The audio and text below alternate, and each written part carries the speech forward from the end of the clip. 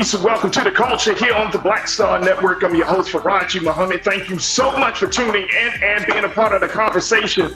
Folks, we got a lot to talk about. First and foremost, let's talk about the mother of the child who was sentenced for public urination, how she's now deciding to refuse to not sign the probation terms. I'm gonna share with you the latest in this case of Quantavious Eason and his mom, Latanya Eason. We'll talk about that. Also, Boston mayor has officially apologized to black men who were wrongfully accused in the case from 1989, where a black man was indicated as being the killer of a white woman. I'm gonna share the details of that. Later on, New York City becomes the next big city to set up a conversation, or rather a commission about reparations. As you know, we've been keeping up to date on all of these reparations conversations from around the country.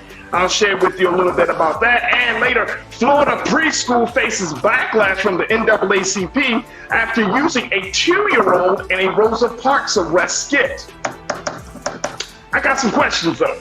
Got some questions. Folks, stay with us. It's all happening on today's edition of The Culture right here on the Black Star Network. Let's go.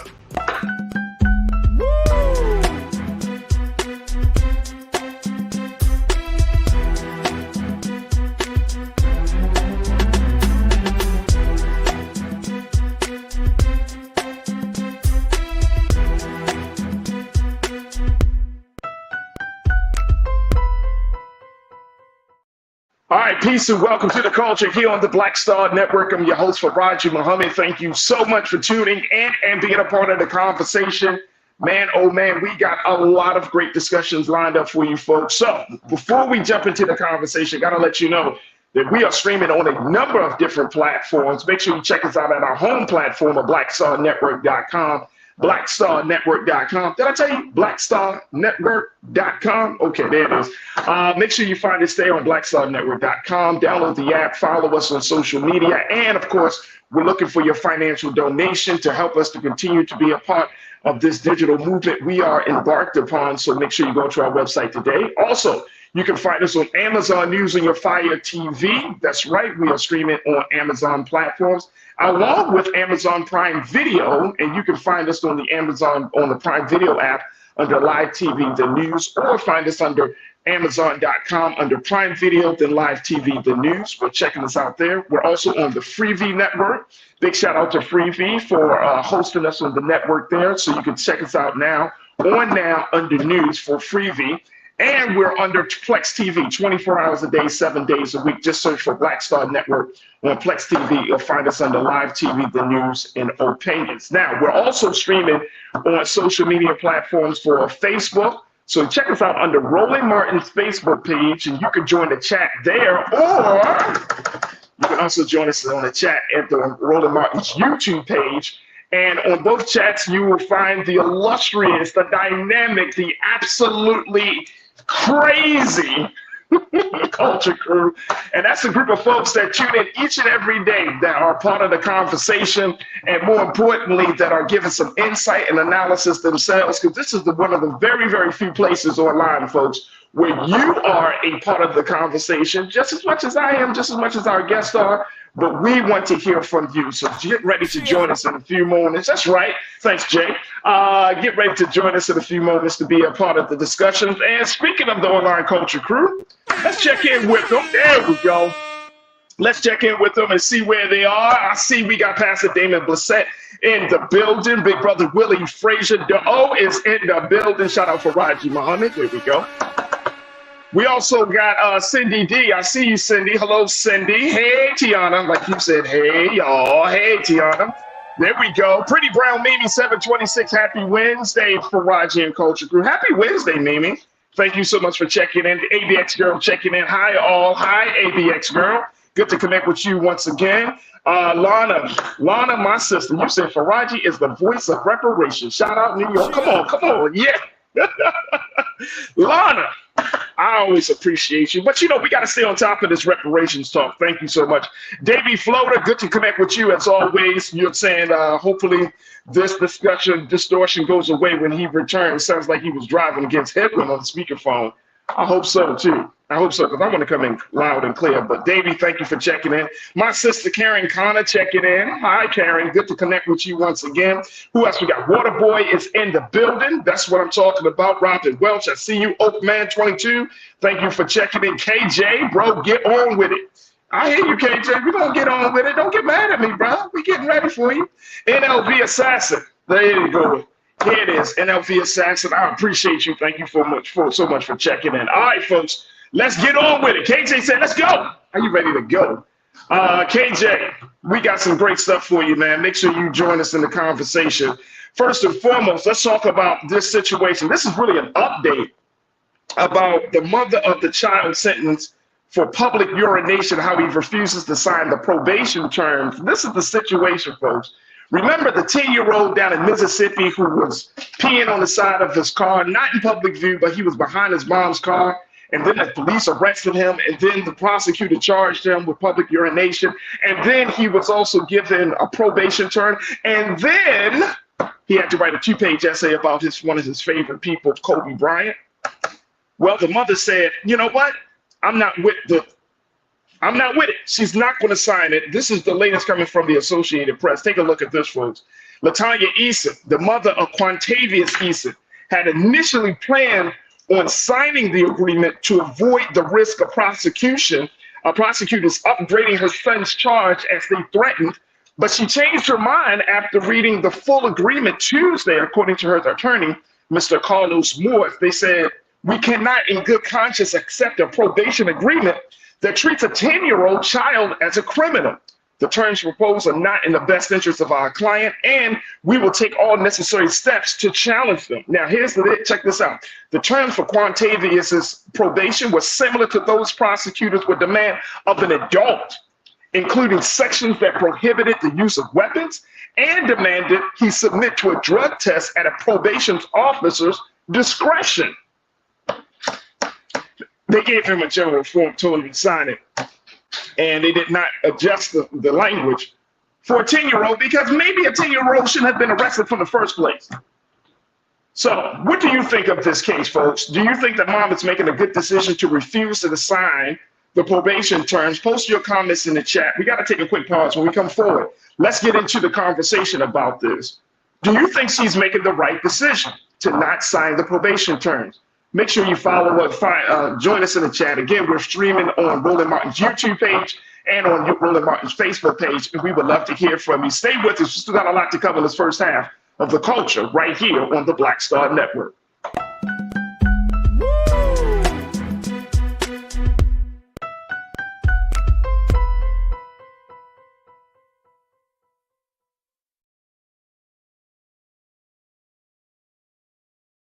Pull up a chair, take your seat. The Black Tape with me, Dr. Greg Carr, here on the Black Star Network. Every week, we'll take a deeper dive into the world we're living in. Join the conversation only on the Black Star Network.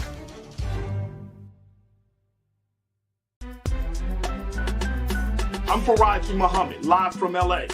And this is The Culture. The Culture is a two-way conversation. You and me. We talk about the stories, politics, the good, the bad, and the downright ugly. So join our community every day at 3 p.m. Eastern and let your voice be heard. Hey, we're all in this together. So let's talk about it and see what kind of trouble we can get into. It's The Culture. Weekdays at 3, only on the Black Star Network. When you talk about blackness and what happens in black culture, we're about covering these things that matter to us, speaking to our issues and concerns. This is a genuine people-powered movement. There's a lot of stuff that we're not getting. You get it, and you spread the word. We wish to plead our own cause. Too long have others spoken for us. We cannot tell our own story if we can't pay for it. This is about covering us. Invest in black-owned media. Your dollars matter. We don't have to keep asking them to cover our stuff. So please support us in what we do, folks. We want to hit 2,000 people, $50 this month, raise $100,000. We're behind $100,000, so we want to hit that. Y'all money makes this possible. Check some money orders. Go to P.O. Box 57196, Washington, D.C. 20037-0196. Cash App is $RM Unfiltered. PayPal is R Martin Unfiltered. Venmo is RM Unfiltered. Zelle is Roland at RolandSMartin.com. Folks, Black Star Network is here. Oh, no punches. I'm real revolutionary right now. Support this man, Black Media. He makes sure that our stories are told. Thank you for being the voice of Black America, Roland. Stay black. I love y'all. All momentum we have now, we have to keep this going. The video looks phenomenal. See, this difference between Black Star Network and Black-owned media and something like CNN. You can't be Black-owned media and be scared. It's time to be smart. Bring your eyeballs home. You dig?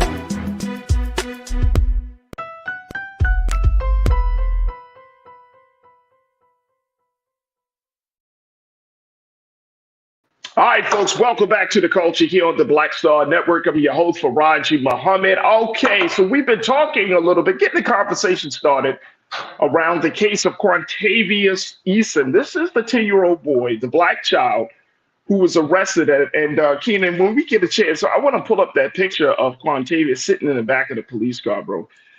Thank you. But Quantavious was arrested for public urination. Went through the whole process of getting arrested, charged. They did not put handcuffs on him, but he did get taken down to get quote unquote booked. He did not take a picture, but he did go through some of the steps. And essentially his case was seen by a prosecutor, and they decided to, of course, give him probation and make him write a book report. Now, his mother, in this latest development in this case, Miss LaTanya Eason, she initially planned to sign the agreement to avoid the risk of prosecuting upgrading her son's charges, as they threatened folks. But now she's refusing to sign the probation terms altogether. This was a decision that she made on yesterday because she believed, and her attorney agreed with her, of course, that the terms proposed are not in the best interest of their client. The terms were those that you would demand of an adult. Sections about prohibited use of weapons, demanded to be submitted to a drug test. Now, some of us may say, well, they wouldn't do that because it's a 10-year-old. Of course, they wouldn't do it. But if you sign, y'all know how contracts are and agreements are. If you sign it, then you're essentially saying that you submit to those terms. Question is, and I'm posing to y'all, is do you think she should have signed it, or you think that it's a good thing that she decided not to sign it? And it's going to be interesting. Let me hear what you got to say, folks, as we check in with you from all across the country. Join us in the conversation. We are streaming right now on Roland Martin's YouTube page, as I would love to hear from you. Okay. Willie, big brother Willie, let me go to you first, brother. You said, what? There he is, Quantavious Eason. Look at that 10-year-old boy sitting in the back of a police cruiser. Again, his hands aren't handcuffed. But it's just this. I could not imagine. I'm sure many of us, if you have a 10-year-old son, I have a 10-year-old son. If you have a 10-year-old nephew, grandson, can you imagine that being your grandchild sitting in the back of a police cruiser for something that grown folks do all the time without being subjected to this process? Can you imagine that? So, big brother Willie Frazier, you said FOH. I can see an adult male who was drunk peeing in front of a school getting this, but he's 10. Appeal, get another judge so this can be thrown out. That may be one of the options that Miss Eason will take up on, brother Willie. Brother Damien, you said, thank you, big brother. Brother Damien, Blissett, you said, yes, she should not sign it. Exclamation, exclamation, exclamation point. She should not sign it. All right. Very loud and clear. Look, look, one thing that you don't want to do, if we don't sign certain terms to get things like furniture and cars, what makes you think that I'm going to sign an agreement with a prosecutor for the state about arresting my child. Oakman 22, you said absolutely she is doing the right thing. This will follow him for the rest of his life. How long is the probation? He should not be left to the he should not be left to the discretion of the probation officer. Absolutely. Absolutely. Oakman 22, thank you. Pauline, you said she should not sign it. Thank you, Pauline. NLV assassin. You said that is absurd. I get he shouldn't have whizzed in public, but he's 10. How many kids have done this? Tens and millions. They wildin'. Don't sign it, mom. Tear it up. So yeah, absolutely. Absolutely. Absolutely. Grandma sings too. You said, yes, she did. Her son's behavior reflects the historical reality of us not being able to use public facilities. We have to address the broader reasons for that behavior use. Kathleen Davis, you checked in. You said, give everyone probation that peed outside. Stop railroading our children. And I don't expect you to notice my opinion.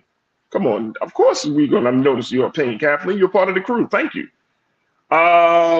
You don't like my music. You said there are no public washrooms anymore. What are people supposed to do? Absolutely. I hear that. I hear that. Who else? Karen, my sister Karen, you said he is 10. This is a waste of the taxpayers' money, right? How about that? There should have been a written warning. She should not sign the probation terms. I'm with it, y'all.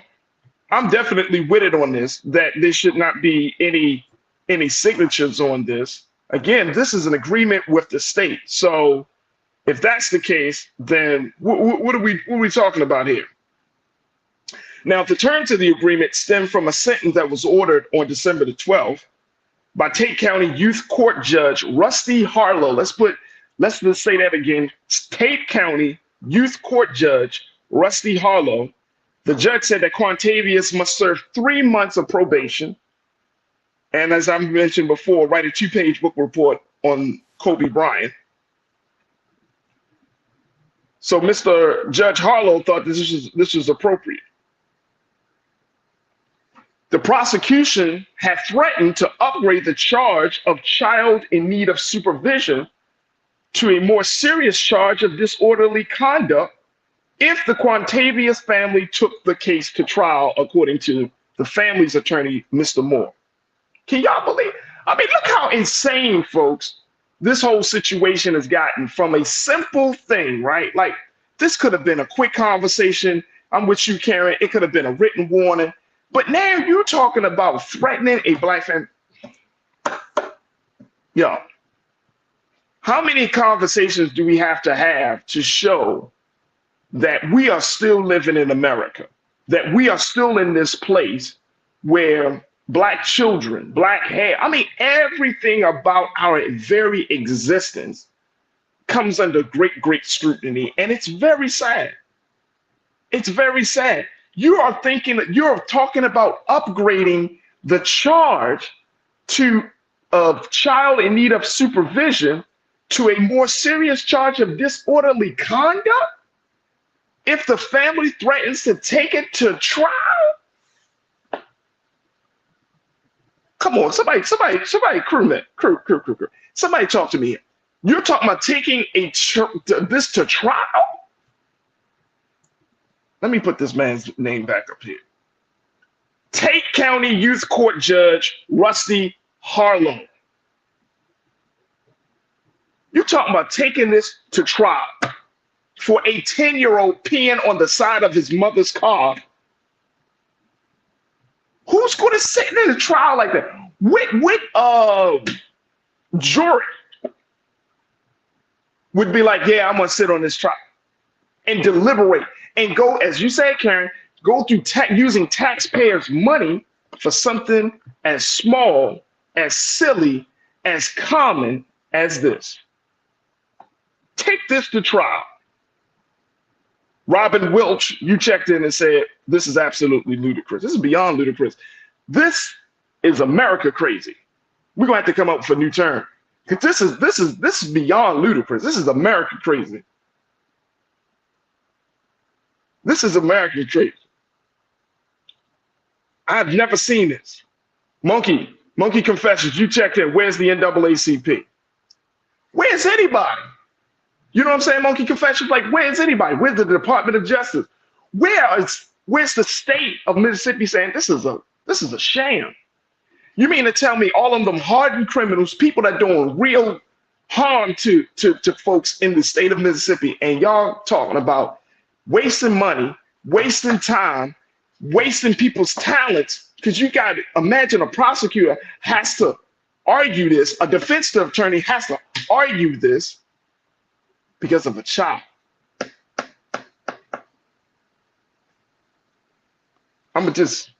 That's what it is. We're American crazy. Azzy Galloway, you said the judge needs to be on trial. He's sick just like the rest of them. If I was the judge, I would have threw out the case and said, this is ridiculous. Send that boy home. He doesn't need to be in front of a criminal justice system at 10 years old for something that grown-ass men and grown-ass women do. I seen women peeing on the side of the road in broad daylight. Come on, y'all. Come on. Look, I got to take another quick pause. I wanted to let you know the latest of the situation. We probably won't finish hearing about this.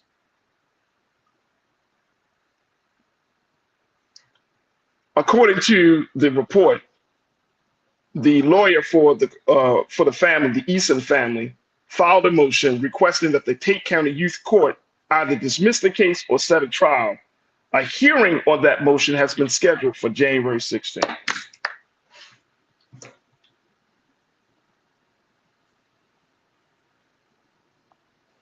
Y'all hear me? Who the hell wants to start off the new year like that? This is absolutely insane. This is America crazy right here. Jackson, Mississippi. Crew, how many folks are from Jackson, Mississippi, or live in Jackson, Mississippi right now? Y'all let me know. If I was in Jackson, I would be just going crazy.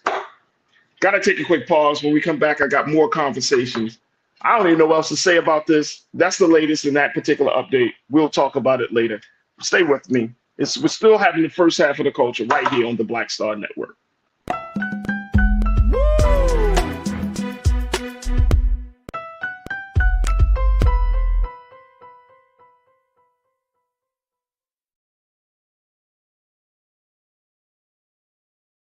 When you talk about blackness and what happens in black culture, we're about covering these things that matter to us, speaking to our issues and concerns. This is a genuine people-powered movement. There's a lot of stuff that we're not getting. You get it, and you spread the word. We wish to plead our own cause. Too long have others spoken for us. We cannot tell our own story if we can't pay for it. This is about covering us. Invest in black-owned media. Your dollars matter. We don't have to keep asking them to cover our stuff. So please support us in what we do, folks. We want to hit 2,000 people, $50 this month, raise $100,000. We're behind 100,000, so we want to hit that. Y'all money makes this possible. Checks and money orders go to P.O. Box 57196, Washington, D.C. 20037-0196. The Cash App is $RM Unfiltered. PayPal is R Martin Unfiltered. Venmo is RM Unfiltered. Zelle is Roland at RolandSMartin.com.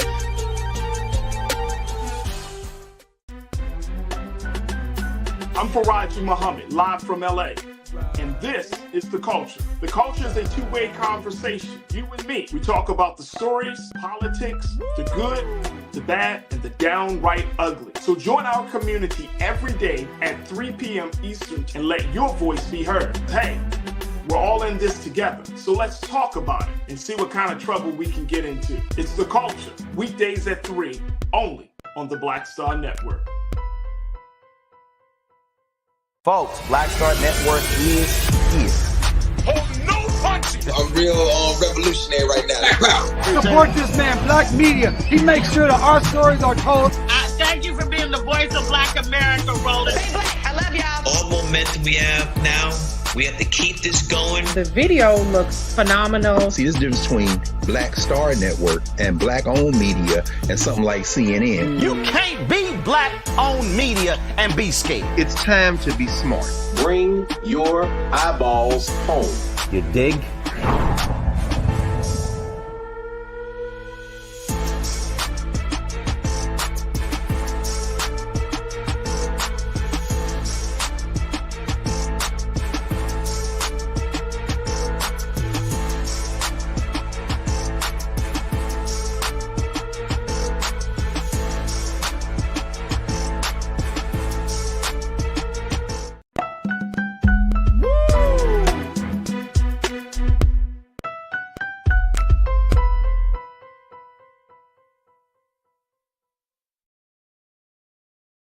All right, folks, welcome back to The Culture here on the Black Star Network. I'm your host, Farajii Muhammad. Okay, so we got the America crazy case of Quantavia Eason. So on that side, this goes, and I wanted to put the show together this way because I just wanted to show how things move along. So that 10-year-old boy is going under that scrutiny. That's in 2023, right? That's this year. But I want to now talk about a story that happened back in 1989, folks. 1989 in Boston, Massachusetts. Because in 1989, a white woman was killed by her white husband. But at the time, the white husband had made up a fictional black man to serve as the killer, who said he was the killer of his wife, who was shot in the head during an attempted robbery. And as a result of that, stop and frisk in Boston was enacted in black neighborhoods like Roxbury and other places around the city. And 2 black men were arrested as a result of that of being wrongly accused. They were arrested. Now, of course, they were set free because they found out that the husband was the one responsible for orchestrating the killing of his wife. The husband ended up killing himself back in 1990 by jumping off a bridge in Boston. But now in 2023, right, the mayor of Boston, Mayor Michelle Wu, issued a formal apology today to 2 black men who were wrongly accused in that murder. And that was the case that created such a divide in the city of Boston. Of course, it was along racial lines. And it renewed suspicion and anger directed at the police department by the city's black community, according to the report. According to the mayor, what she said during a news conference, she said, quote, "I am so sorry for what you endured. I am so sorry for the pain that you have carried for so many years." And this came out, and I'm looking at the final paragraph here. Alan Swanson and Willie Bennett, those were the 2 black men who were wrongly named as suspects in the October 23rd, 1989 death of Carol Stewart, whose husband, Charles Stewart, was responsible for her killing. The mayor finally apologized on behalf of the city for them being wrongly accused. Now, the mayor went on to say that what happened to both Mr. Swanson and Mr. Bennett was unjust, unfair, racist, and wrong. During the crackdown, police first arrested Swanson before ruling him out, and then took Bennett into custody. And then it was Mr. Charles Stewart, the husband, who would later identify Bennett in late December. But by then, his story, Mr. Charles Stewart's story, had already begun to fall apart. And both Mr. Swanson and Mr. Bennett did not have any involvement in the murder. And then Charles Stewart's brother, Matthew, eventually confessed to helping him hide the gun. It was a situation. According to Willie Bennett's nephew, Joey Bennett, he accepted Mayor Michelle Wu's apology today on behalf of his uncle and family, saying, quote, "We are truly humbled to finally be receiving this apology." It took all this time, and I'm happy, and I'm glad that Mayor Michelle Wu decided to move forward on apologizing. But here's the point of this, folks. Look how long it took for the city to apologize. You see what I'm saying? So I want to kind of go back on what we talked about with little brother Quantavious Eason, right? How long will it take for Tate County Police Department to apologize for something like this? Like, we have to wait years before there's an acknowledgement of the pain that is caused to us. And this is the very frustrating part about this whole process, folks, that we got to wait, that we have to, it has to be years and evidence. Like, our word means nothing, right? You can't believe, you don't believe the words of black men and black women. you really don't investigate the shoddy police work and investigative work that police departments continue to do, whether it's in 1989 or 2023, the shoddy police decision making and judgment calls that police officers make, right? In dealing with Black men, Black women, of course, with Black girls and Black boys. We don't question that until years down the road. Again, I'm happy that this mayor finally decided to use her platform, use her position to apologize to this family. But you mean to tell me it took all this time for something to be done? And I know some of you might be saying, oh, well, at least it happened. Come on. How long? How long? And you mean for 30 plus years, right? For 30 plus years, we're supposed to, have faith in the system. We're supposed to get involved in the voting party. We're supposed to do all of these things to show that we are good citizens. And we can't get a simple apology until 30 plus years later. People go to jail. Men's lives are destroyed, right? Because of just shoddy police work and because of racism and because of just jumping to conclusions about Black men. All right, let me go back to y'all, man. Waterboy, you checked in and said we need some sort of underground railroad for Blacks that go through this for real, for real. We might need to, Waterboy. We might need to. The outrage is heavy, Brother Willie. Cindy D, you said pain to Black people in this society is not shocking. It's embedded in the institutional racism culture. It's not shocking, but it's just more of like this conversation, which is why I'm holding this conversation the way we're holding it today. This conversation is about us and how we respond to this. I'm not expecting anything different from people in power and the system. I'm expecting something different from us. I got to take a quick pause. When we come forward, let's continue to talk a little bit about this. But look at how these cases are, right? Case after case after case, things are happening. And when we come forward, we're going to take a quick pause and then we're going to get a little bit more conversation about this. But this is why there is that talk about reparations, which we're going to talk about today. This is why there's that talk about reparations, because it just takes so long. You know, we tell people when we teach children and some adults that when you hurt someone's feelings, when you violate someone's trust, when you do all of these things, that the best way to handle a situation is to acknowledge the wrong, correct it in a very swift manner. That's not the case. That's not the case when it comes to our relationship to this country, our relationship to the police department, to the government of the United States of America. That's not the case with us. We have to wait on that slow apology. And the sad part about it is that the apology comes so slow that you got hundreds of other cases now that has to be looked into, and you only hope that justice can be served in those cases as well. Folks, stay with me. We've still got a lot to talk about in this first half of the culture right here on the Black Star Network.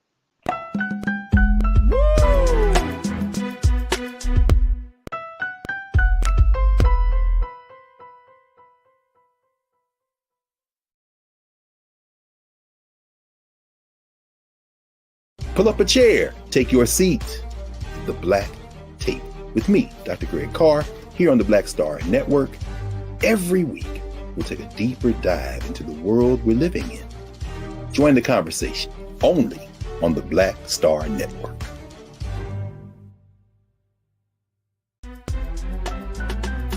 I'm Farajii Muhammad, live from LA. And this is The Culture. The Culture is a two-way conversation. You and me. We talk about the stories, politics, the good, the bad, and the downright ugly. So join our community every day at 3 p.m. Eastern and let your voice be heard. Hey, we're all in this together. So let's talk about it and see what kind of trouble we can get into. It's The Culture, weekdays at 3, only on the Black Star Network. When you talk about blackness and what happens in Black culture, we're about covering these things that matter to us speaking to our issues and concerns. This is a genuine people-powered movement. There's a lot of stuff that we're not getting. You get it, and you spread the word. We wish to plead our own cause.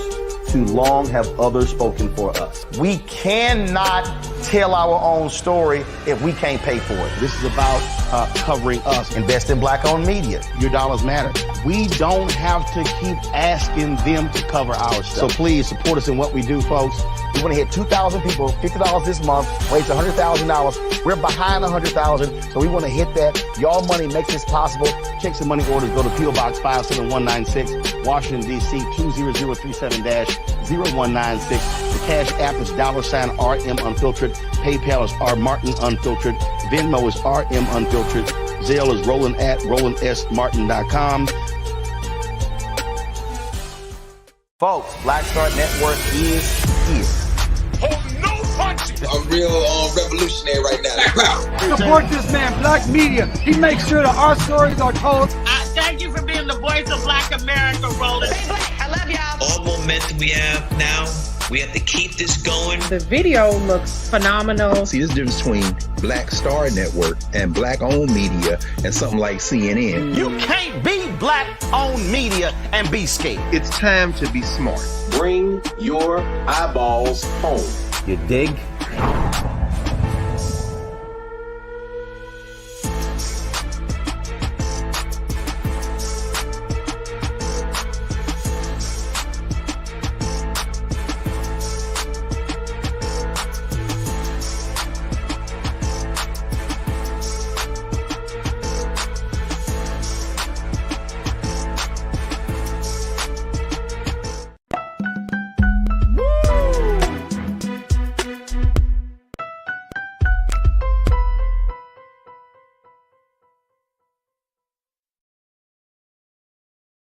All right, folks, welcome back to The Culture here on the Black Star Network. We're talking about the case, the story of two black men who were wrongly accused in 1989 for the killing of a white woman in Boston.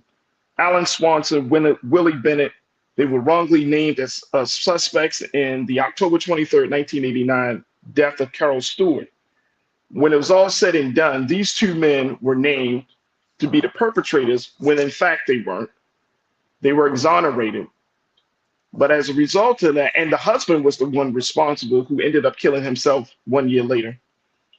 But the mayor of Boston decided that she was going to apologize to the families of Willie Bennett and Alan Swanson today, to apologize for the unfair treatment, to apologize for the racism at that time of choosing those two black men, to apologize for the police department that used stop and frisk policies to lock up those black men. And it's a good move for the mayor. It's a good start, right? But I don't know about y'all, but I don't know when I hear stories like this, I give this story like this. Just one hand clap. Because I'm thinking about how many other cases of black men being wrongly accused have there been in Boston? We don't have to go back 100 years, or let's go back 25 years, right? Let's go back 30 years. How many cases were black men wrongly accused for something in Boston? Then you look at the state of Massachusetts. Then you look into the country. An apology is fine. And I'm happy that the mayor at least acknowledged this, right? And it took an Asian woman to finally apologize on behalf of the city for the wrong that were committed against these two black men. But this is 2023. We're about to get into 2024. And when we're talking about repairing the damage, and we're going to talk about the reparations piece in a moment, but when we're talking about repairing the damage that was done, yeah, for those who might try to trivialize this conversation, like all of these things is about the simple fact that we are in this space, right? That we have been damaged time and time again, city after city, state after state, year after year. We have been damaged. And an apology is one thing. Again, Thank you, Madam Mayor. That's fine. I would like to see somebody getting penalized for that. It might be too late now because it's 30 plus years later. You know, somebody should be held responsible and accountable for shoddy police work. I would like to see a different policy in terms of how police do their jobs. So if at this point, if it takes 30 plus years to apologize for one case, that means that any case of police misconduct or any case of a black man being wrong or a black woman being wrongly accused in 2023, shit, that ain't going to happen for another 30 years. But we got so much. We gotta take the hits all the time, and that's what I'm simply saying, y'all. Again, I'm not expecting nothing different because this has been the system, and I know some of y'all that said Farajii, well, this is the system. Yeah, but then the different part is, you know, it's like that old saying that, you know, you got to accept the things you cannot change, but then you got to change the things that you have power over. We got power in how we respond to these situations that come up each and every day in America. We have power to change that. Our response, we may not be able to change the hearts and minds of individuals in power who don't give a damn about us, but that's not our concern. Our concern is how do we respond differently to this type of madness? All right, let me go take this. Let me just take a look at this. You don't like my music? You say we are obsessed with punishment, which is ironic for a so-called Christian nation, Christian society. Yeah, absolutely. Deidre Hall, you said they should apologize and they owe them.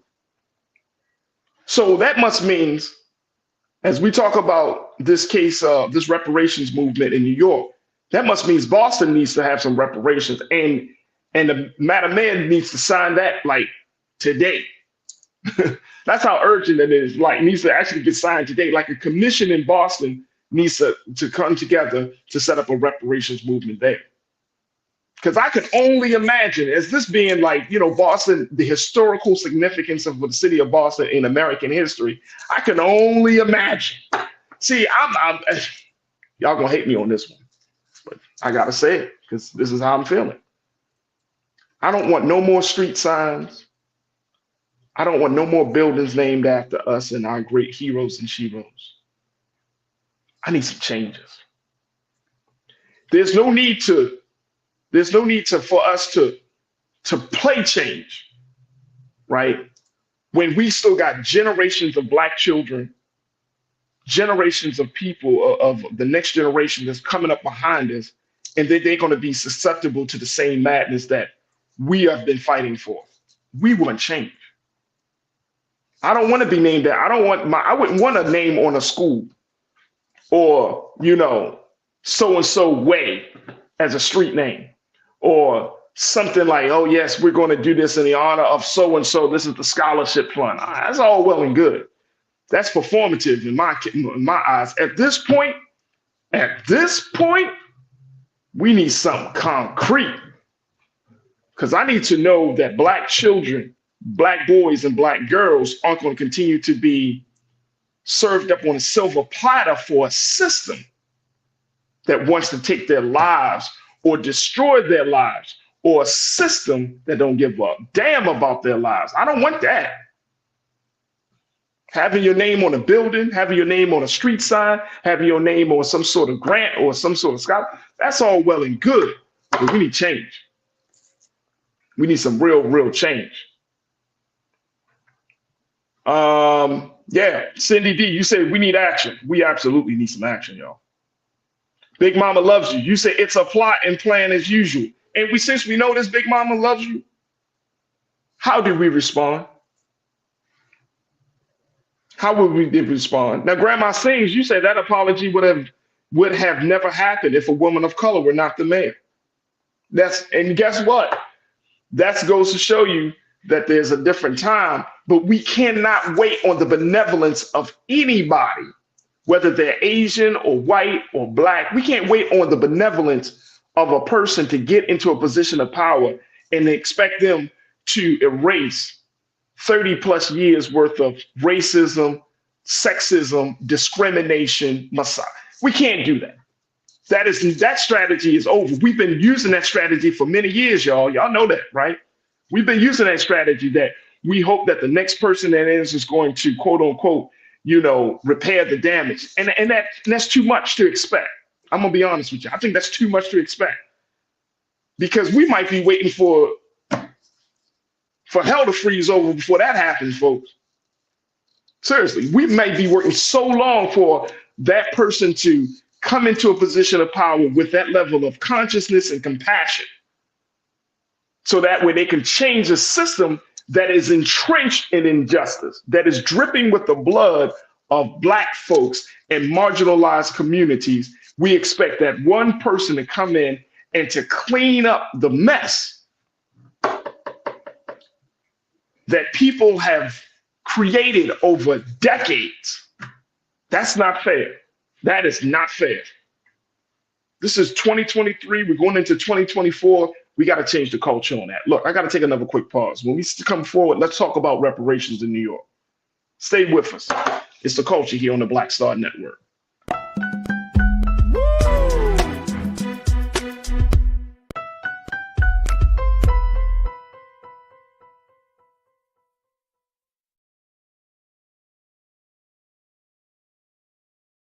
Black Star Network is here.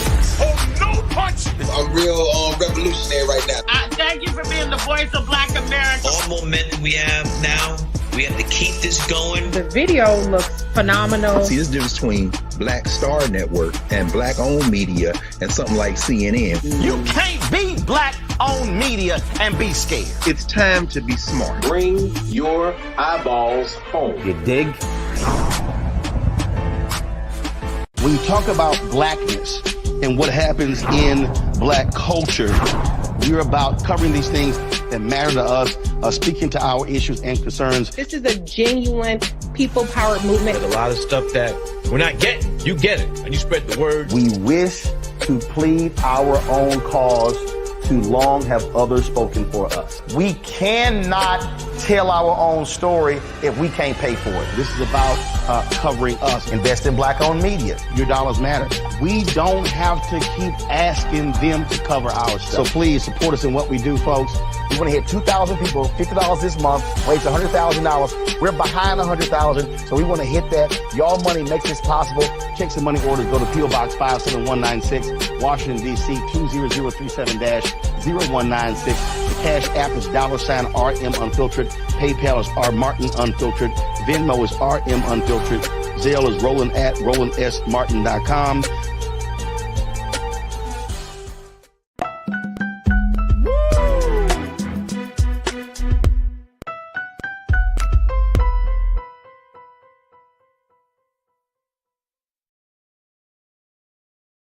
All right, folks, welcome back to the culture here on the Black Star Network. I'm your host, Farajii Muhammad, and thank you so much for joining us for the second half of the show. Make sure you check us out on our home website at blackstarnetwork.com. Download the app for free. Follow us on social media, and we ask for your financial donations. For those who may be asking, well, why do you guys ask for financial donations? Because we do not want this type of medium, this type of platform to be in the hands of individuals who say one thing out of their mouths, but then the money, the priority, the commitment to the Black community and to Black America is not fully there. So we want this to be a watcher, a listener, empowered movement. And so you being a stakeholder helps us in that practice. And this is not some foreign practice. If we want to continue to be a space for Black content, then we should have Black people supporting us. It's just that simple. We support everyone else, and they don't have our interests at heart. So we're asking you to support us, because guess what? You hear what we talk about each and every day, whether it's on the culture, whether it's on the frequency, whether it's on RMU, Roland Martin Unfiltered, whatever program, the Black Table, doesn't matter. But you know, at the root of everything we do is the empowerment, is the education, it is the enlightenment of Black America. So that's why we ask you for your support. So join us, and you can give us you can give your support today. Just go to our website at blackstarnetwork.com. Also, we're streaming on Amazon platform, on Amazon, on your Amazon TV, on Fire TV, on Amazon News. You can find us there. We're also on Amazon Prime Video, where you can find us there live under Prime, on the Prime Video app under Live TV, the news. So find us under Amazon.com under Prime Video, then Live TV, the news. And we're on Freevee. You can check us out there on now under news. And we're also on Plex TV 24 hours a day, 7 days a week. Just search for Black Star Network or find us under Live TV, the news and opinion.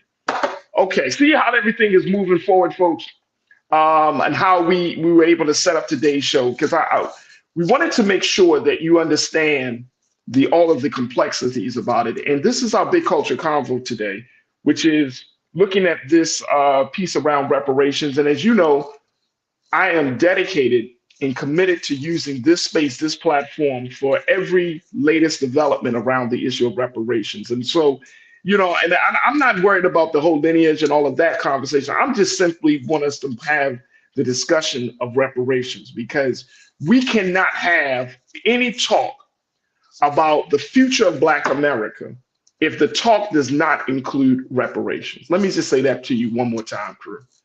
There cannot be any talk about the future of Black America if reparations is not a part of the conversation. And then I'm talking about an essential, central part of the conversation, because at the root of reparations, this is not a money talk. This is not policy talk. This is human rights talk.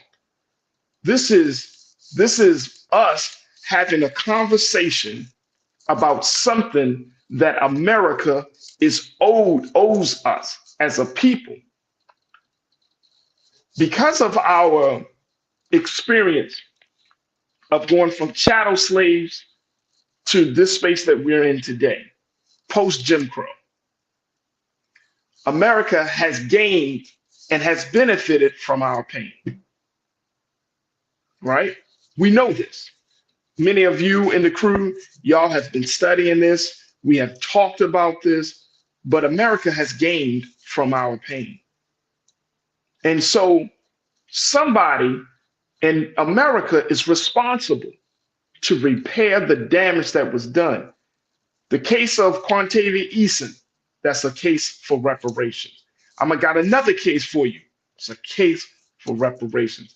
We saw the case of Willie Bennett and our two brothers who were in Boston. Alan Swanson, Willie Bennett, case for reparations. You cannot have talk about the future of Black America. And I'm gonna say this to any person that's working in government, community organizing. If you're part of the CBC, if you're part of the Senate, you're part of the House of Representatives, we cannot have a conversation about the future of Black America if reparation isn't at the central point of that. Are y'all in agreement with this on this crew? Can't have it. Can't have it. We can get into the complexities about lineage and all of those things. That's a different conversation. But I feel like we're still in phase one and trying to push and advocate for a national reparations effort. What we're starting to see in America across states is state after state is starting to compose commissions around this issue, which is the good start, because you need to get the support of the state so that way there can be a chorus, not a solo act, a chorus coming from the states. And that's what's going to drive President Biden, Vice President Kamala Harris, and their administration. Yes, they could do some things right now, right? But they really this is really an opportunity for us to organize. I would rather for us to keep pushing this on a state level instead of trying to make it a federal situation where the states can, knock it down, the states can take it to court and all of those things. Get the support of the state level. Get the support of those individual states. If you got 10, 15, 20 different states who are saying, look, we need some reparation commissions, we need a federal mandate on this issue, it's a much stronger case. Y'all agree or disagree with that? Y'all agree or disagree? Yeah. All right, so let's talk about what's happening in New York. Reparations. There is now going to be a reparations commission set up in the great state of New York. This commission will study the extent to which the federal and state government supported the institution of slavery. This is a big story coming out of Albany, New York, because New York State Commission New York will create a commission, and it's going to be created by the governor's office.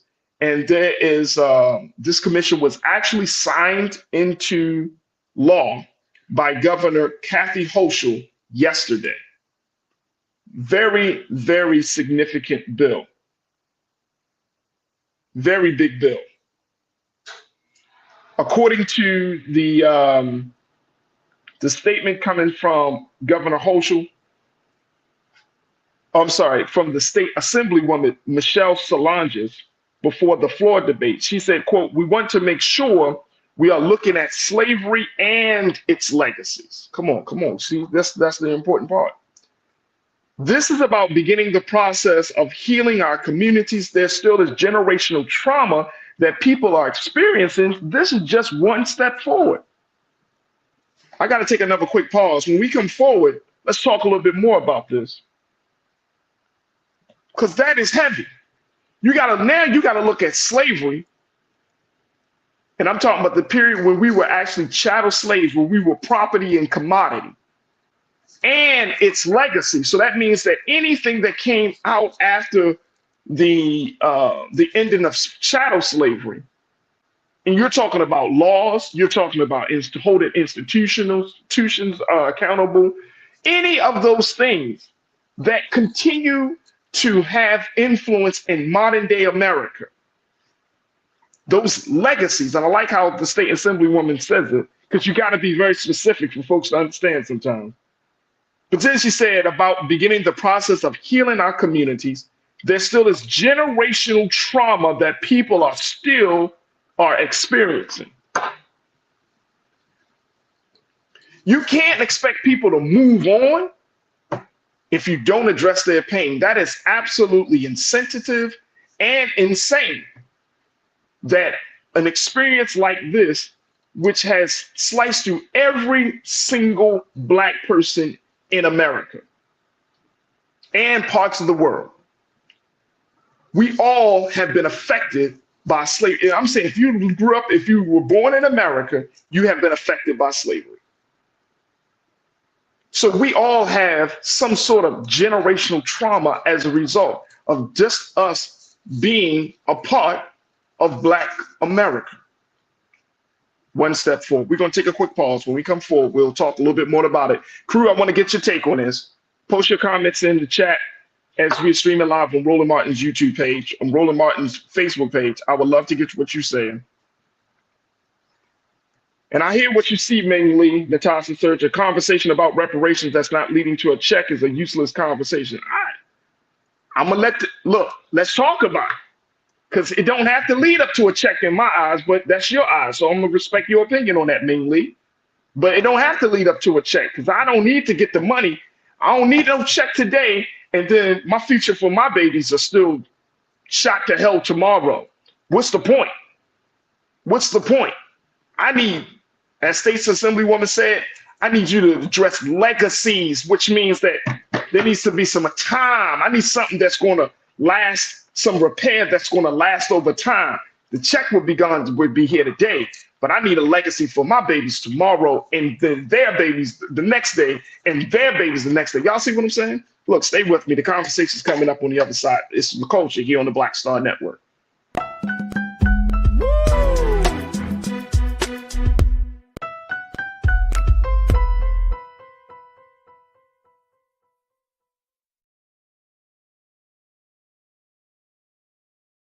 Hatred on the streets, a horrific scene, a white nationalist rally that descended into deadly violence. White people are losing their damn minds. an angry pro-Trump mob stormed the U.S. Capitol. We're about to see the rise of what I call white minority resistance. We have seen white folks in this country who simply cannot tolerate black folks voting. I think what we're seeing is the inevitable result of violent denial. This is part of American history. Every time that people of color have made progress, whether real or symbolic, there has been what Carol Anderson at Emory University calls white rage as a backlash. This is the rise of the Proud Boys and the Boogaloo Boys. America, there's going to be more of this. Here's all the Proud Boys, guys. This country is getting increasingly racist in its behaviors and its attitudes because of the fear of white people. The fear that they're taking our jobs, they're taking our resources, they're taking our women. This is white fear.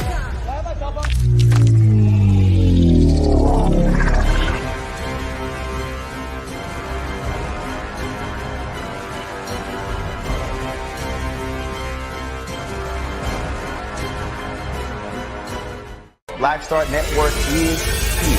Oh, no punch! I'm real revolutionary right now. Thank you for being the voice of Black America. All momentum we have now, we have to keep this going. The video looks phenomenal. See, there's a difference between Black Star Network and black-owned media and something like CNN. You can't be black-owned media and be scared. It's time to be smart. Bring your eyeballs home. You dig?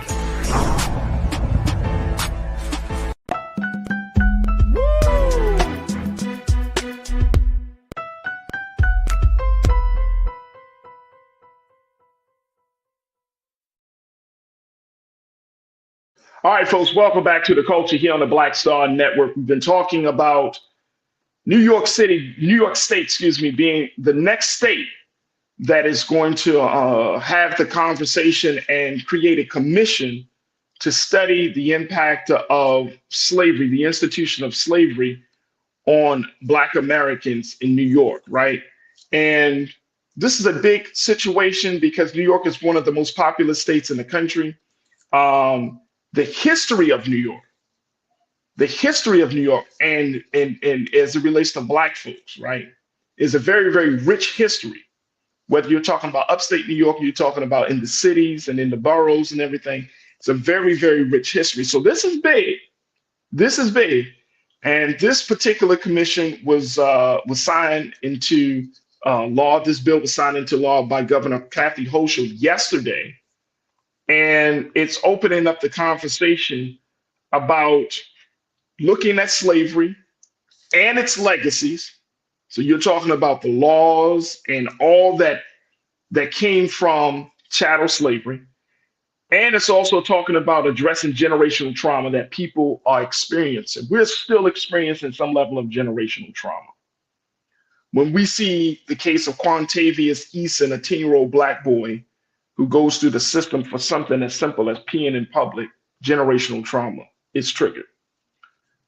When we talk about the fact that the Boston mayor, Michelle Wu, apologizes to two Black men for being wrongfully accused of killing a white woman from 1989, generational trauma is triggered. We can go through case after case, story after story, and generational trauma is triggered. So this is not about like, oh man, y'all talking about some stuff from old school. No. We're talking about modern day. Just in 2023 alone, we can point out different stories and different cases where generational trauma is triggered. So New York is following the lead of the state of California, which became the first state to form a reparations task force in 2020. So again, California, the second, you have California, huge state on the West Coast, New York, huge populous state on the East Coast, two big states, a lot of money, a lot of people, a lot of resources that are looking forward to trying to push the conversation around reparation to the highest level. We need these two states. Now, if we get a state like Texas, y'all hear me? If we get a state like Florida, y'all hear me? You got a state like Mississippi, okay? Alabama. We start getting a couple of them southern states, and I'm thinking about you, Sister Lana. We get some southern states to sign on. if we see that there's some progressive leadership in those southern states who say we need to really look at this situation, oh man, we got that grease is cooking. Y'all know what I'm saying? That thing is cooking. That means that the reparation movement has gotten some real momentum, but it's already got some strong momentum in California and New York. And there are going to be some setbacks, folks. Please don't believe that something like this that forces America to confront and look at herself in a very real way is not going to have any setbacks. There will be some setbacks. And it's okay. It's okay. Because one thing that we can rely on, if nothing else, about Black folks is our resilience. We have been so accustomed to setback, it's actually a part of our DNA to overcome.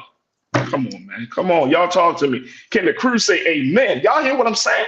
We have been so accustomed to setbacks that it is in our DNA to have the ability to overcome. Y'all ever see somebody who just fall apart at a couple of life's bumps?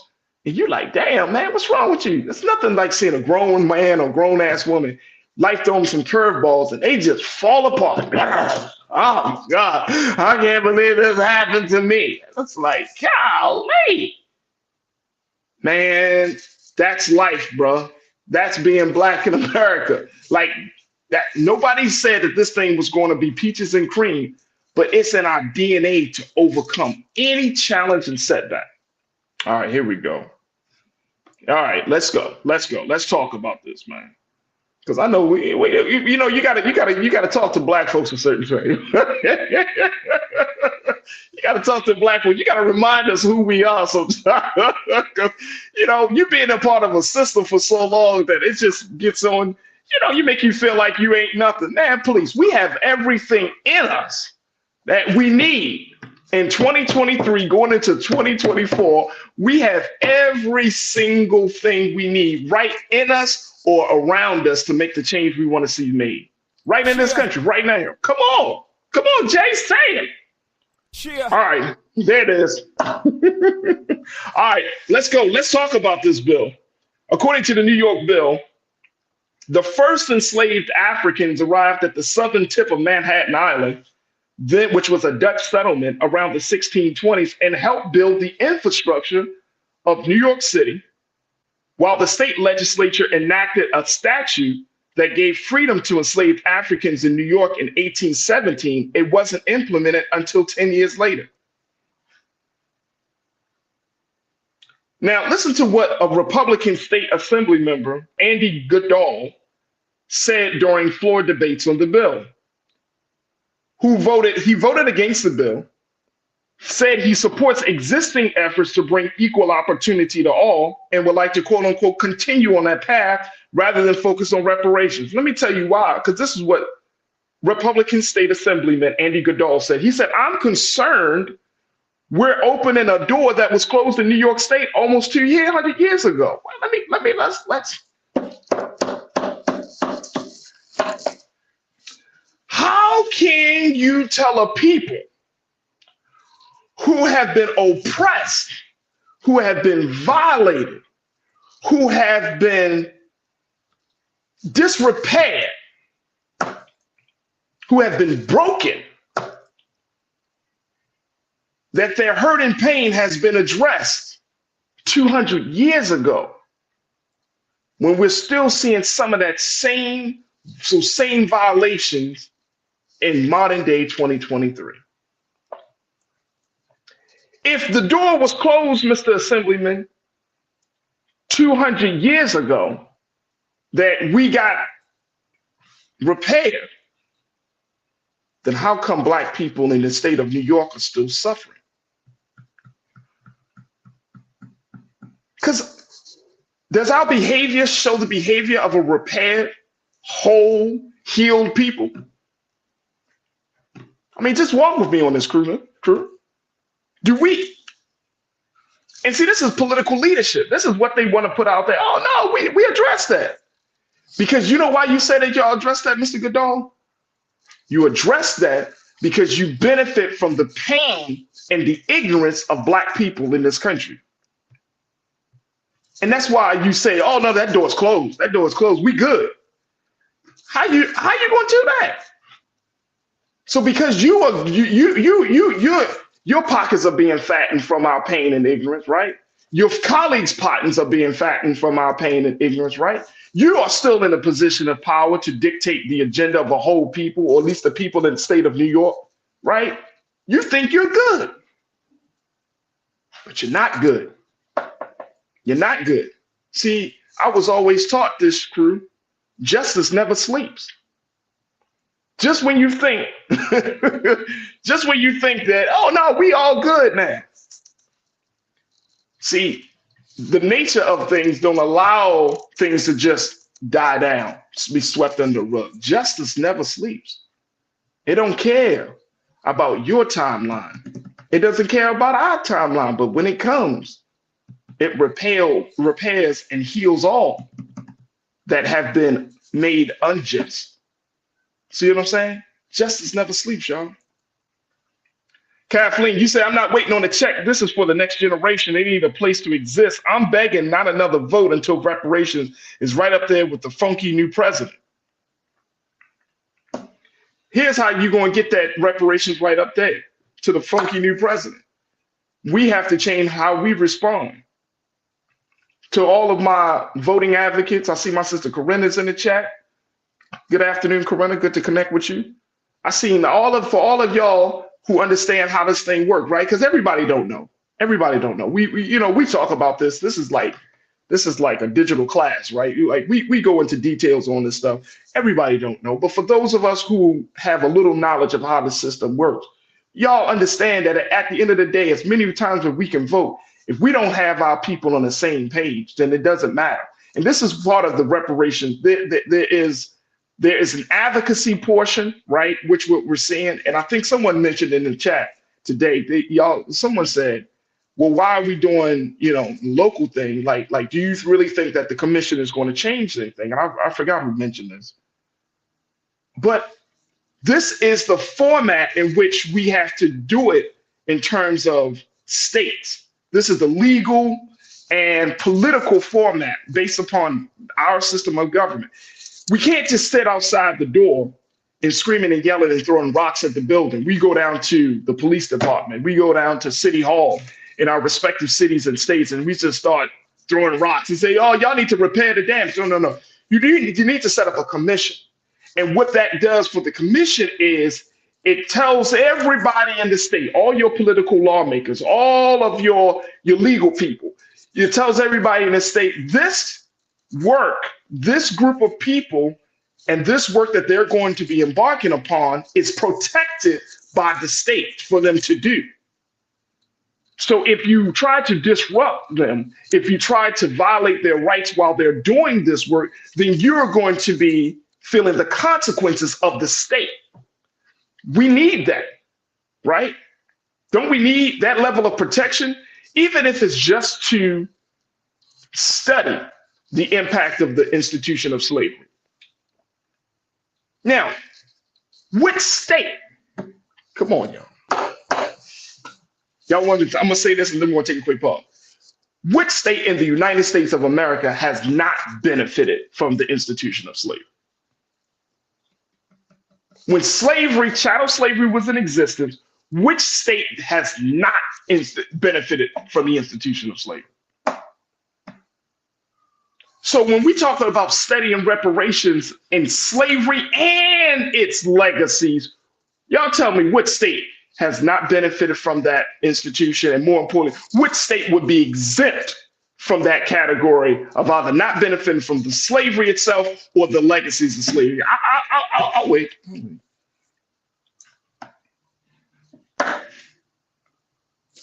They all have. America would not be America if it wasn't for the institution of slavery. Every single state is dripping with the blood of African people. Every single state. You might say, well, there's one that, okay, we might have some states that have less involvement than others, but America as a whole has benefited. And I'm talking about has truly benefited from the pain, from the suffering, from the death of Black people. I got to take a quick pause. When we come back, more conversation. Stay with me. Stay with me. We almost at the end, y'all. It's the culture here on the Black Star Network.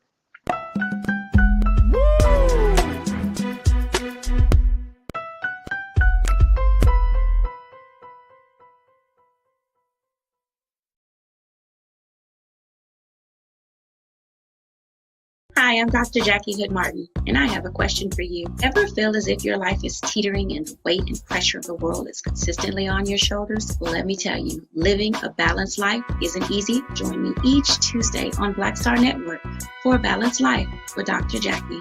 We'll laugh together, cry together, pull ourselves together, and cheer each other on. So join me for new shows each Tuesday on Black Star Network, A Balanced Life with Dr. Jackie.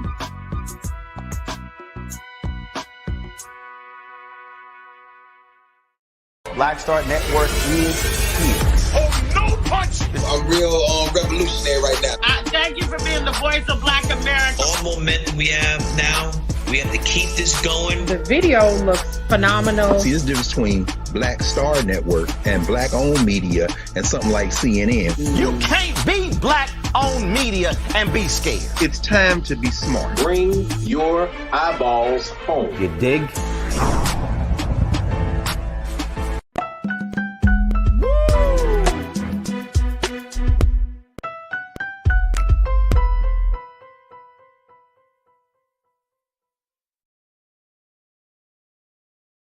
All right, folks, welcome back to the culture here on the Black Star Network. We've been talking about how the state of New York is moving forward and being the next big state in the country to approve the creating a commission to study the institution of slavery from a state and federal level.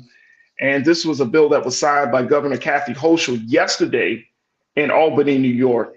And the commission will be required to give its assessment about the lingering negative effects of slavery.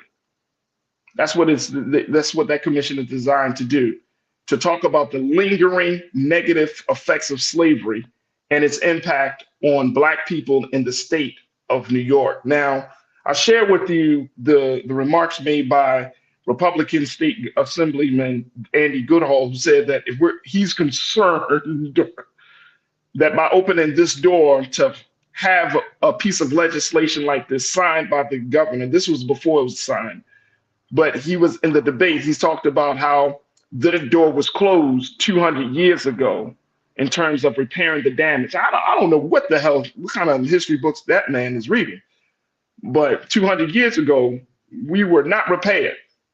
And that door is blown open because the reality of the situation is that we are still suffering from what has happened to our people in chattel slavery, but more importantly, America is still suffering from the legacy of slavery.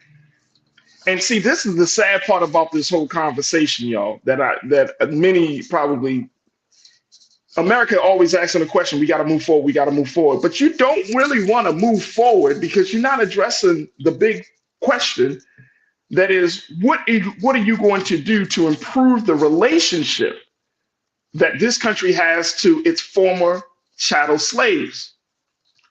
See, if you don't address this question, you can't talk about no future.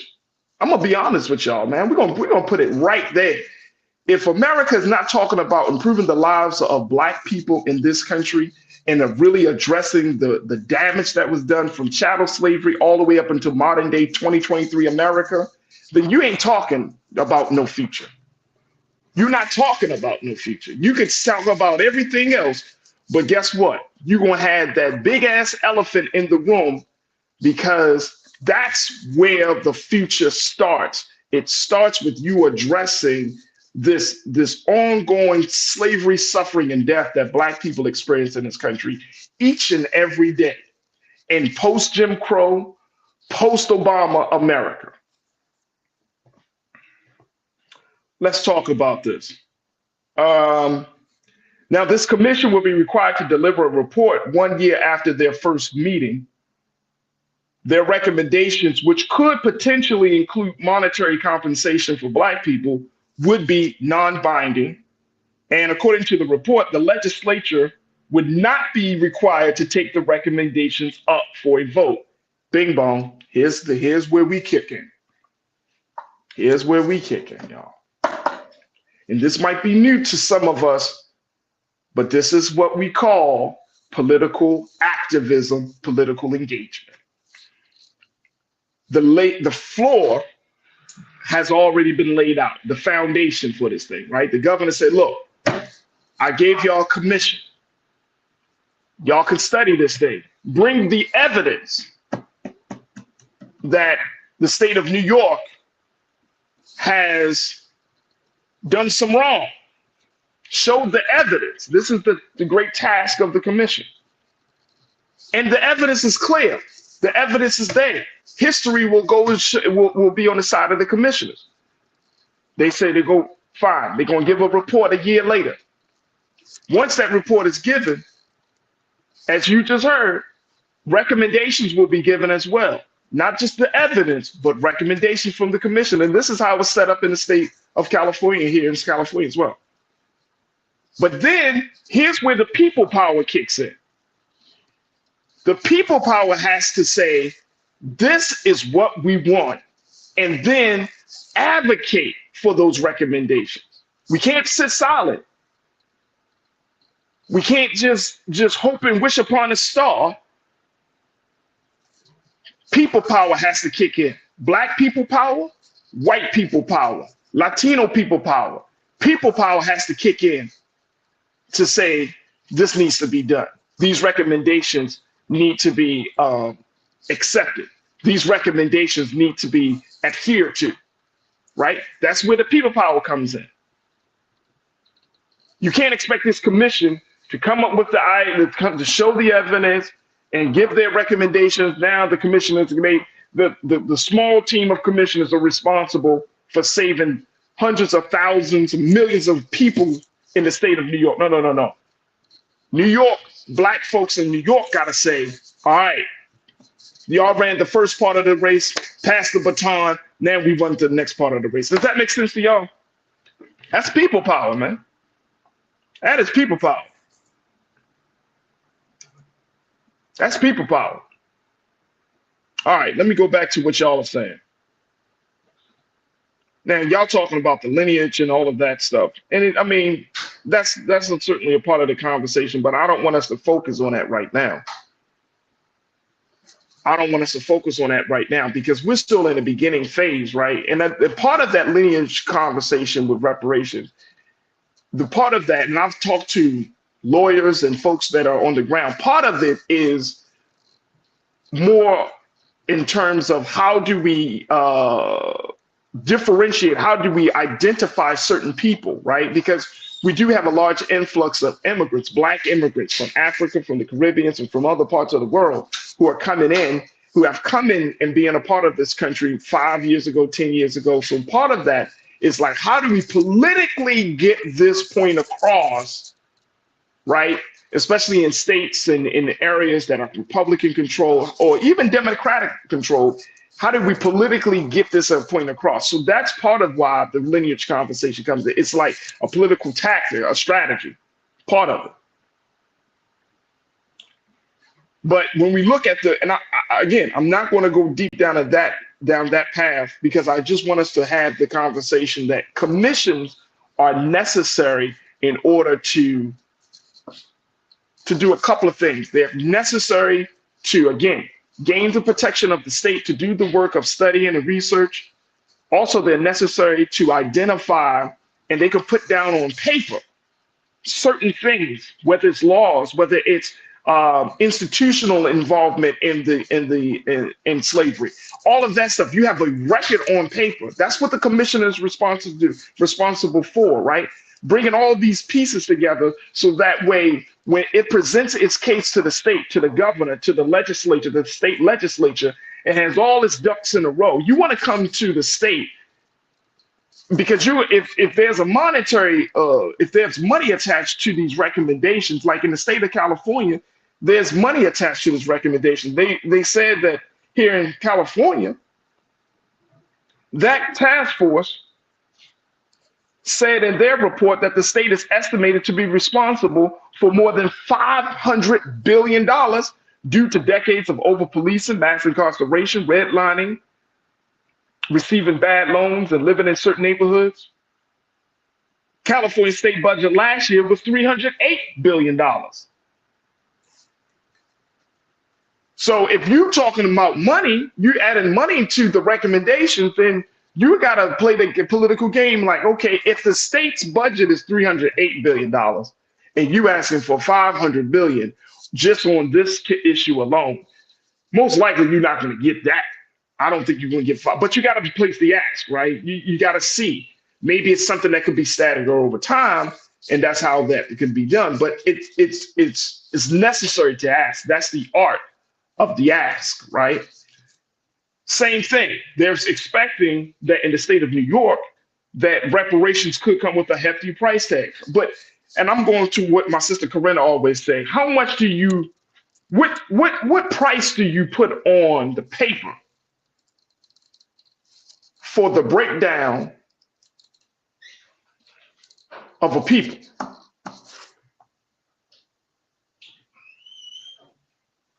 What price do you get?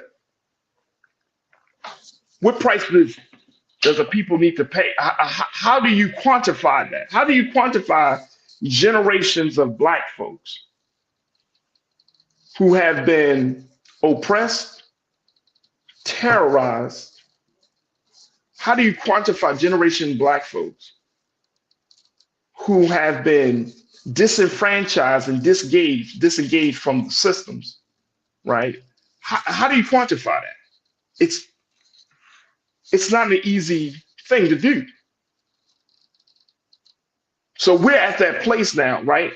So again, this is part of the commission's work. Like, how do you put money attached to this? What does the money go to? And and I got to take another quick pause, but I'm of the view that each state has its own set of challenges. Like of course, we know repairing the damage is the overall thing. But do you know in each state, Black folks suffered differently? In the city of Evanston, Illinois, they were talking about, I think it was talking about real estate or housing, talking about the housing crisis and how that has disenfranchised Black folks. So they put that as part of their reparations agenda, right? Housing. Here in California, they're talking about policing, right? Because again, each state, everywhere Black people are found in each state, we have our own unique set of troubles, right? Yes, we want to repair the damage, but when you start to kind of hone in on what was the thing that caused the damage, policing, housing, it might be educational issues.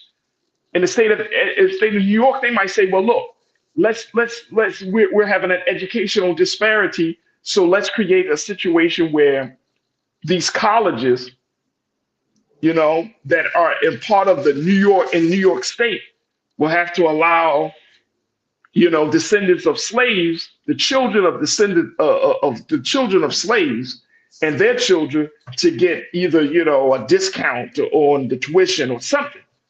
But each state has its own set of challenges. And I think it's okay that each state try to figure out how to tailor this cause to those challenges to bring about some justice. I got to take another quick pause. Stay with me, folks, as we wrap it up here on The Culture on the Black Star Network.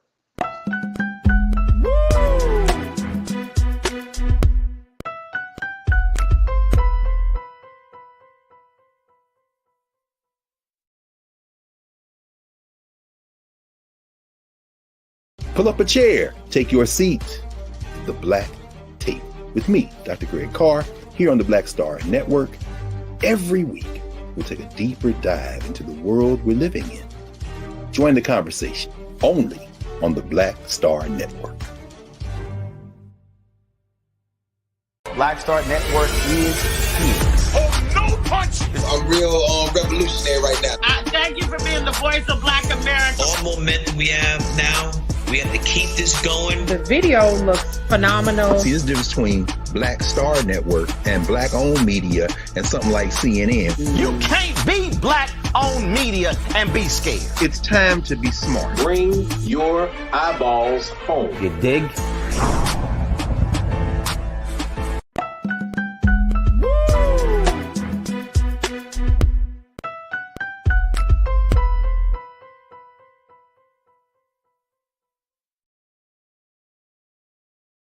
All right, folks, welcome back to the culture here on the Black Star Network. We've been talking about the very, very big news, big culture convo for the day is how New York State has officially, the governor of New York has officially, she's officially signed a bill into law to create a commission to study the effects, the impact of the institution of slavery from both a federal and state level, as we are talking about moving forward in the reparations movement and the reparations momentum. This is big.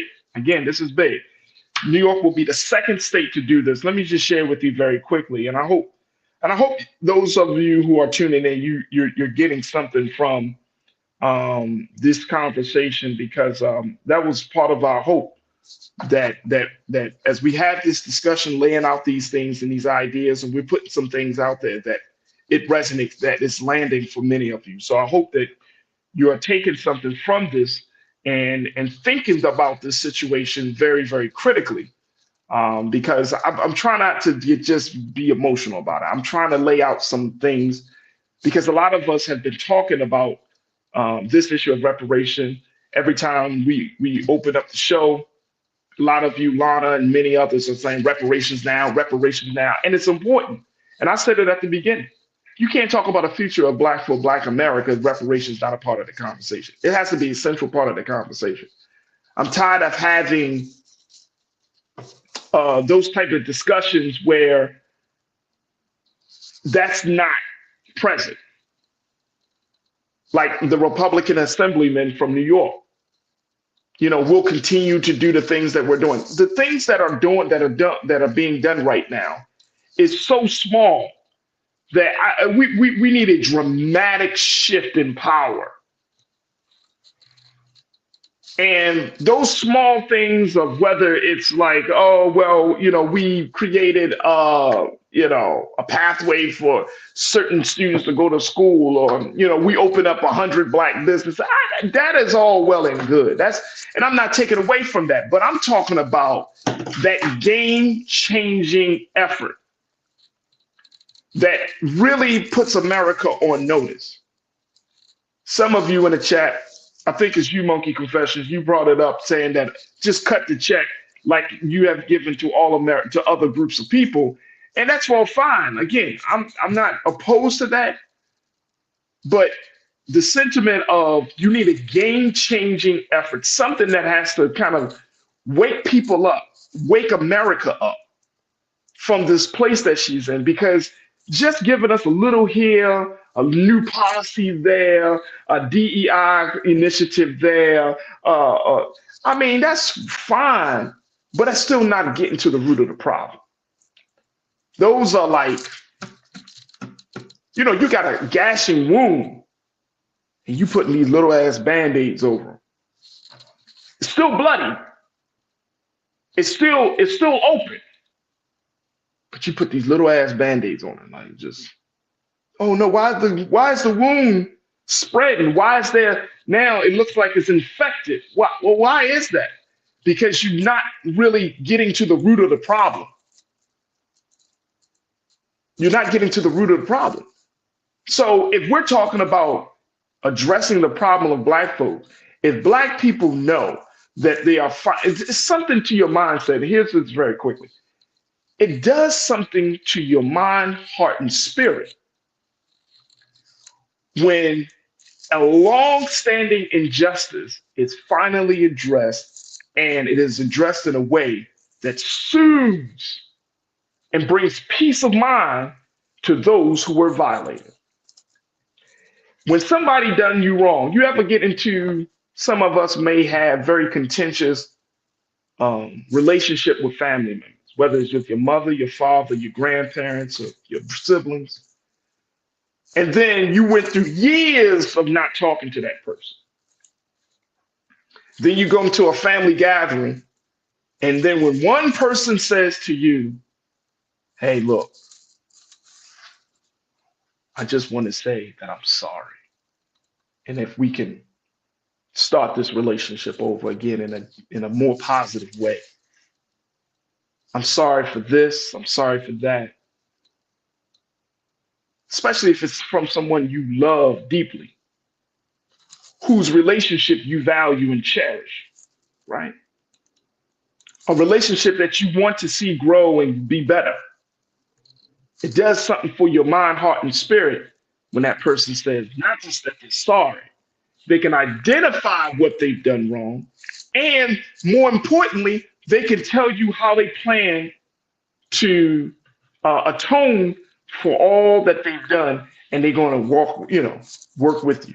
Hey, look, let's do this right. How about from this point on, we do A, B, and C? See, that does something to us. That takes all of that fire out. It brings that peace of mind. See, we're not in peace in America. I'm getting to that point, y'all. Black folks aren't at peace in America. So here we are going back and forth with each other, right? We're all disturbed, but we're going back and forth against each other and with each other over everything from politics to social policy to education to healthcare. So we all on different pages, right? Because we ain't at peace. Because really, at the root of all of our discontent is the fact that the one who is responsible has yet to address the injustice. See, family beef can be resolved, but if you got to get the one that's responsible, and white America has to be held responsible. You benefited from it, so you need to be held responsible for it. You say, well, that was the past, but it didn't change. You say that was my grandfather. Well, then you have a responsibility now for the curse of neglect and the curse of injustice to stop with you. Y'all with me, man? I'm telling you, man, we just talking today. We just talking today. So this is what's important today as we talk about this. All right, so there are a couple of other states that are doing this. I just wanted to throw this out there. Other state legislatures that are considering studying reparations include New Jersey and Vermont, but they have yet to pass legislation. So we're building a momentum. The state of New Jersey and the state of Vermont, smaller states. Vermont is the smallest, of course. I talked about Chicago suburb Evanston. That was the first city to make reparations available to Black residents through a $10 million housing project in 2021. On the federal level, the decades-old proposal to create a commission studying reparations has stalled in Congress. That was under John Conyers, the late John Conyers, HR 40. So you need to use other means to get to this place. All right, we're going to have to wrap it up.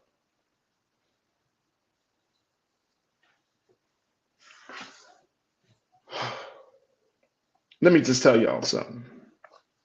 I'm so I'm so filled up, y'all, because I want to share all of this stuff that we're doing and all of these things that are happening in such a big way. And we can't, of course, we won't be able to get into all the details right now. But my hope is, let's get some new conversations started. Let's get some new conversations started. We're in such an amazing place, y'all. Crew, we're in such an amazing place here. And as much as we're going through these challenges, I didn't even get to the story. I didn't even get to the story about, and I'm gonna bring up this story tomorrow, so I'm not going to get into it at this moment. But we're in such a great opportunity because I'm going back to that resilience that we just talked about. For other people, they can show and shine when things are good. But I'm convinced that for Black people, we shine the brightest when the circumstances are the darkest.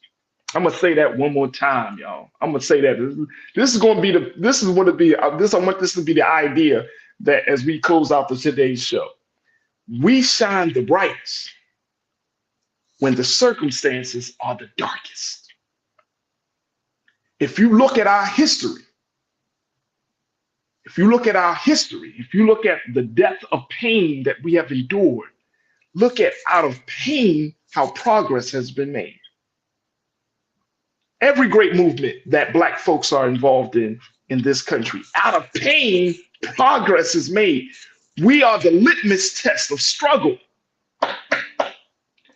And every other group of people, this ain't racism, this ain't, some type of shade or any, I'm just laying it out here, y'all. Every group of people have benefited from the struggle of Black people in this country. Whether you're from Europe or whether you're from Africa, you have benefited from the struggle of Black Americans in this country. Every group of people. Progress is been measured and dictated by our struggle. So we see that. We know that. This is another opportunity like no other for us to get our people power together. Let's get our politicos together because we need to figure it all out in terms of the strategy. Let's get our community organizers together. Let's get our businesses together. Let's get the parents together to start to embed in the children the seed and the idea of fighting for justice and why it's important for us to have reparations conversations in schools and in the community centers. See? Over this next year, we're going to be faced with a major election, right? We know what's on the table. We know what's at stake. But we can't forget about what is owed to us. And now I'm not talking about what America owes to Black people. I'm talking about what we owe to our ancestors. Because they didn't suffer. They didn't die. They didn't shed blood, sweat, and tears for a simple vote. They shed those blood, sweat, and tears for liberation.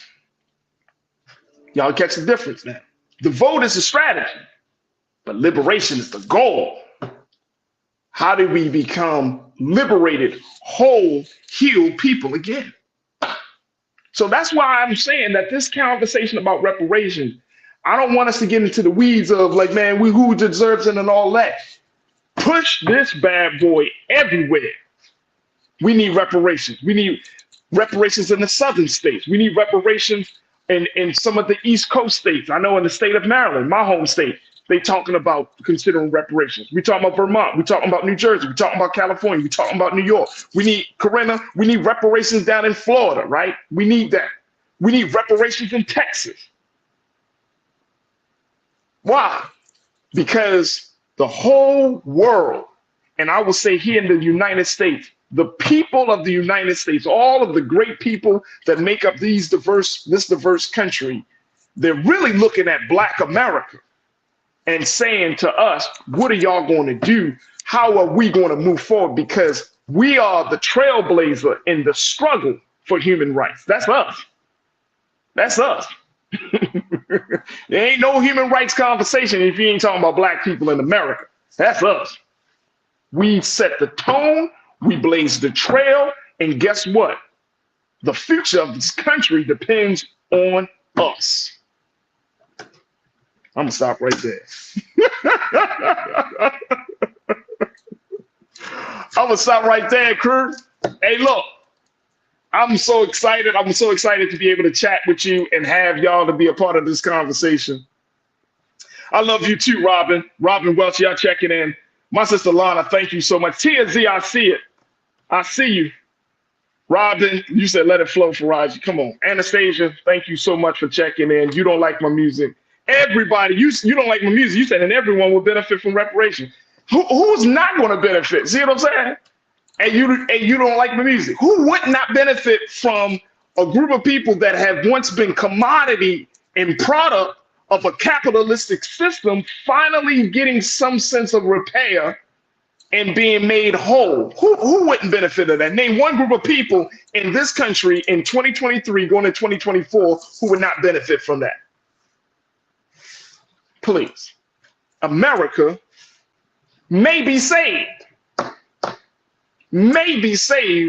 as a result on how quick, how fast she moves forward in reparations call. And we don't weaken the call. You don't just, sugarcoat it.